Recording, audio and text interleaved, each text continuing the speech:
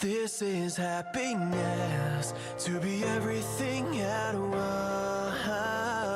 Be unblinded, be unlearned, be unbridled and unburned.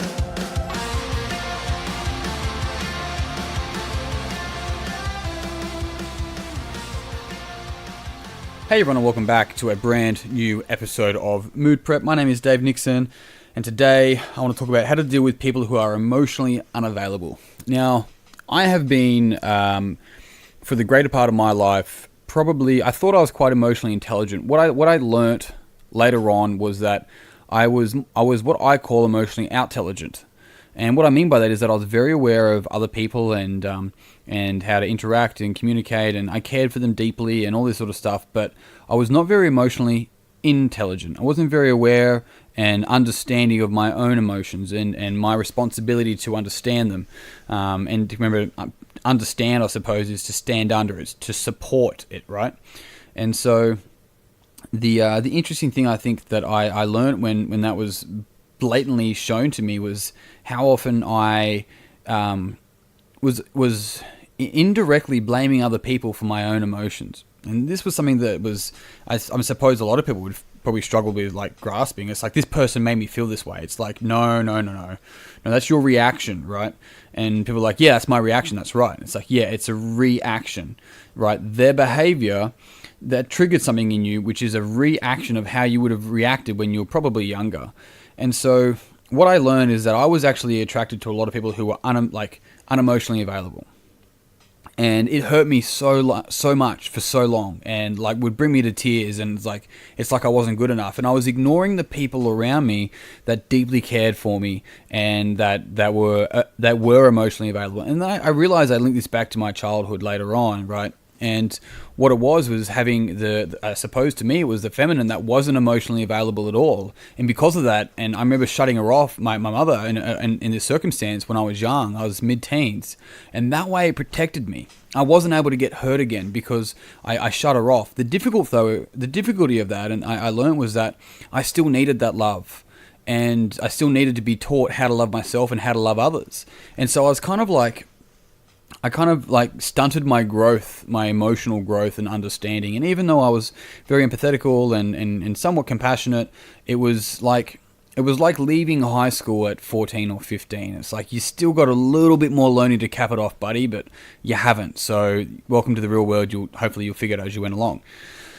And so because of that, I still seek this love in other people, and I went about trying to find it in people who were emotionally unavailable. Now, that's not, I'm not criticizing people that I'm probably labeling in that space. And the reason why I'm saying I'm not criticizing is because they don't owe me anything, and they don't owe you anything, right? They don't, and you don't. And so I've known people who are emotionally unavailable who fucking cared about me so much, but they themselves were never taught how to really communicate emotion and understand it. So it was easier for them to go numb. It was easier for them to just turn off. But what happened is that time and time again, that became so painful for them. But in that period, it was like, I don't know how to deal with this situation. I don't know how to deal with my emotions, let alone yours. And what was so interesting is that actually pulled more emotion out of me. It's like, why am I not good enough? And what I really had to learn about this was like, hang on a sec, why am I seeking this in them, right? Who is this person representing as? They're a representation. Who are they representing as? What is it that I'm seeking that I did not get taught to give myself, and that I'm seeking it in this individual? Because I'm not seeking this individual. I'm seeking what they're not giving me. Why is that? And this is a lot of the reasons why sometimes ignoring people drives them crazy and want to see you more, because it's like, why are you not giving me attention? You know, what's wrong with me? You must be of a higher status. I want to be a part of a higher status, and why won't you write back to me? And it's a really unhealthy game to be a part of. And I had to become super aware of my own thoughts, my own emotions, my own feelings, and become emotionally intelligent about, hang on a sec, what is it that about this situation that's upsetting me?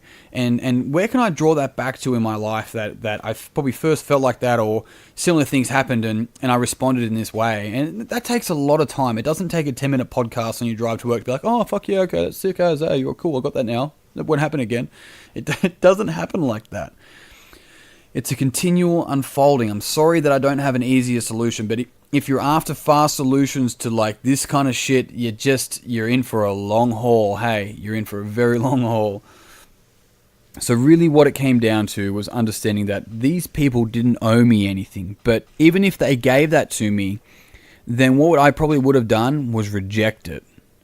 Because there was something missing, or as I thought, within me. And so we accept love up to the level we love ourselves, right? That we feel we deserve.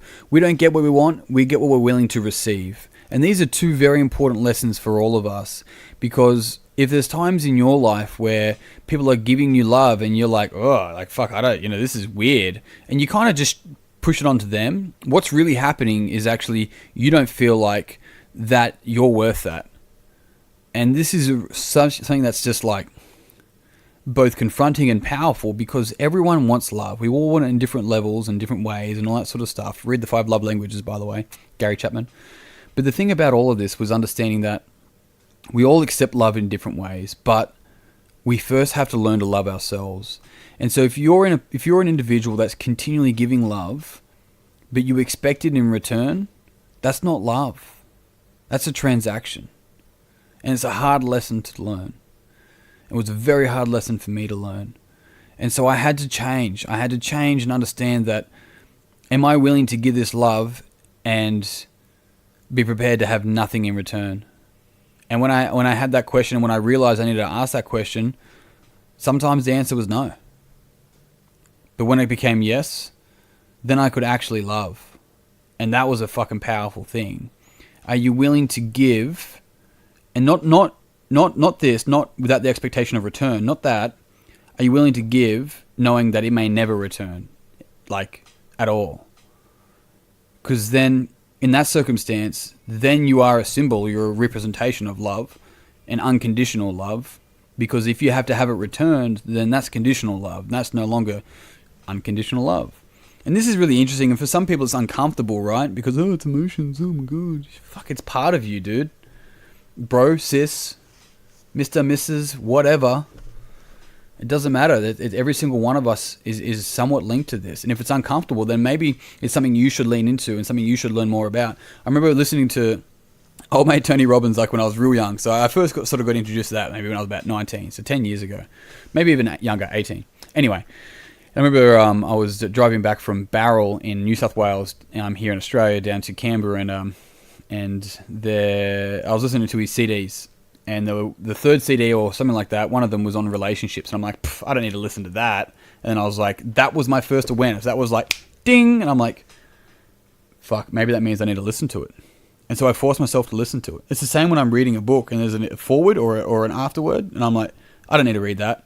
And then I'm like, God damn it, now I have to read it, because surely there's something in that, if it's uncomfortable, it's like, oh, it's easier to turn away, and it's easier to turn away, and it's easier to turn away. But you know what that does? When you keep avoiding that conversation, that learning, that lesson, the universe fucking makes that dragon bigger, and it manifests in heart disease, in divorce, in all of this stuff. If you keep avoiding the shit that makes you uncomfortable, you gotta move towards it.